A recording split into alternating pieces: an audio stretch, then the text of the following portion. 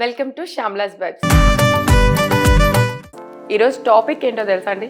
ఇప్పుడు అందరి లైఫ్లో జరిగేదే ఏంటంటే ఫోన్. అండ్ ఇంతకుముందు మన హ్యాపీనెస్ ఎలా ఉండేది? ఏ పండగ వచ్చినా అందరం కలిసి సెలబ్రేట్ చేసుకునే వాళ్ళం. సంక్రాంతి అయినా, హ్యాపీ న్యూ ఇయర్ అయినా, ఏదైనా వెయిట్ చేసేవాళ్ళం.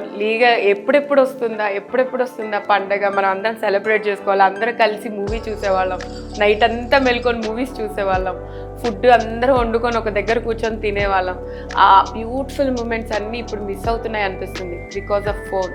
ఎందుకంటే 1 year బేబీ నుంచి 8 years ముసలి వాళ్ళ దాకా అందరూ ఫోన్లోనే. బికాజ్ ఏదైనా పండగ, ఏదన్నా ఫంక్షన్, ఏది జరిగినా అందరి చేతుల్లో ఉండేది మొబైల్. నాకు తెలిసి అప్పట్లో బ్యూటిఫుల్గా ఉండేదండి. స్లామ్ బుక్ అని ఉండేది అప్పుడు కాలేజీల్లో. అందరూ స్కూల్స్లో కానీ కాలేజ్లో కానీ అందరూ ఒకరి గురించి ఒకళ్ళ అభిప్రాయాన్ని రాసేవాళ్ళు. వాళ్ళ గురించి ఏం రాశారని ఆ బుక్ చూసి అది చూస్తుంటే అసలు ఆ ఎగ్జైట్మెంటే వేరుండేది. ఇప్పట్లో అంత స్టేటస్లు, వాళ్ళకి కోపం వచ్చినా, బాధేసినా, ఏదొచ్చినా అసలు వాళ్ళకి రియల్ ఫీలింగ్ ఏంటో కూడా మనకు తెలియదు. ఆ స్టేటస్ని బట్టి వీళ్ళు సూపర్, వీళ్ళకేం హ్యాపీగా ఉన్నారనుకుంటారు. బట్ రియల్ లైఫ్లో చూస్తే అదే సాడ్నెస్, అదే బ్యాడ్ ఏదో ఒకటి ఉంటుంది. బట్ మనం ఆ స్టేటస్ని చూస్తే వాళ్ళు అలా ఉన్నారేమో, అలా హ్యాపీగా ఉన్నారేమో ఏదో డిసైడ్ అయిపోతారు. బట్ రియల్ లైఫ్లో హ్యాపీనెస్ ఒక నలుగురితో పంచుకుంటే, అనుకుని మనల్ని అర్థం చేసుకునే వాళ్ళతో చెప్పుకుంటే ఆ హ్యాపీనెస్ వేరు. బట్ ఇప్పుడు 1 year బేబీ కూడా అమ్మ అనడం కంటే కూడా ముందు ఫోన్ అంటున్నారు. మనం కూడా ఈ బిజీ లైఫ్లో వాళ్ళతో గొడవ ఎందుకు, ఫోన్ చూస్తా వాళ్ళే తినేస్తారని చెప్పి ఫోన్ చూస్తూ పెట్టేస్తున్నాం. అలాగే ఉందండి ఇప్పుడు. బట్ టీవీ కూడా ఇప్పుడు షోకేస్లో పీస్ అయిపోయిందండి.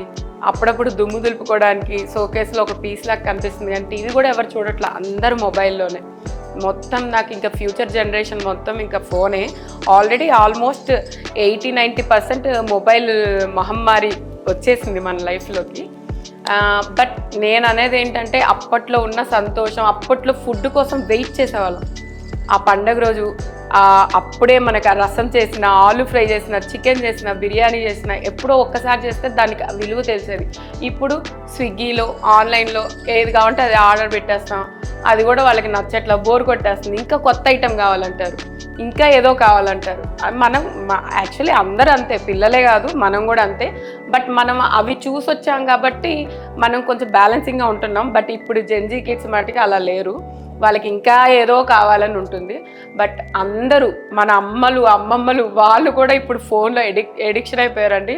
ఆ ఫోన్ పొద్దున్న నిద్ర లేవడం, గుడ్ మార్నింగ్ కూడా లేదండి, అందరు ఫోన్లు చూసుకుంటూ కూర్చుంటున్నారు. మనం ఏది చూస్తే అది, ఆ ఫోన్ మనల్ని విన్నట్టే, మనం ఏది ఉంటుందో ఏం మాట్లాడతామో అవే చూపిస్తుంది. మనకి ఇంట్రెస్టింగ్గా దాంట్లోకి వెళ్ళిపోతాం అనమాట.